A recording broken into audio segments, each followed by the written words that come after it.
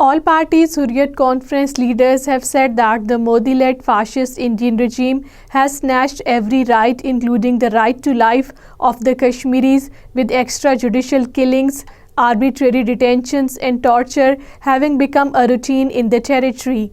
APHC leaders including Ghulam Muhammad Khan Sopori, Bashir Andrabi, Firdous Ahmed, Shah and Dr. Musaib in their separate statements in Srinagar said that the Kashmiris' lives, dignity and freedom are at the mercy of the brutal Indian troops.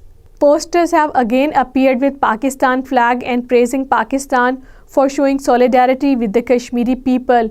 Posters have been installed at many places in Srinagar and other areas of the occupied territory carrying the Pakistani flag and picture of Pakistan Army Chief General Asim Munir. Posters read the text of the Army Chief's statement, "The world must ensure justice and deliver what is promised to the Kashmiri people as per the UN resolution." Amnesty International has expressed concern over the demolition of houses in occupied Kashmir and other human rights violations by the Indian troops. Amnesty International officials addressing a news conference in Birmingham demanded that the demolition drive going on in Srinagar, Budgam, Islamabad and Baramulla must halt. People's Democratic Party President Mehbooba Mufti has expressed concern over the difficulties that the people of the occupied Kashmir are facing following Narendra Modi-led Hindutva Indian government's illegal actions of 5th August 2019.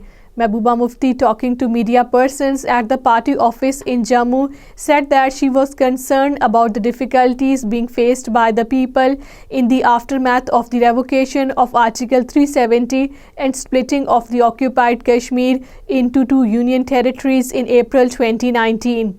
Ongoing smooth and peaceful census in Azad Jammu and Kashmir is not being digested by India, and it has launched its stooges to mislead the international community, divert its attention from the worst human rights violations being perpetrated by the Indian forces in the occupied Kashmir.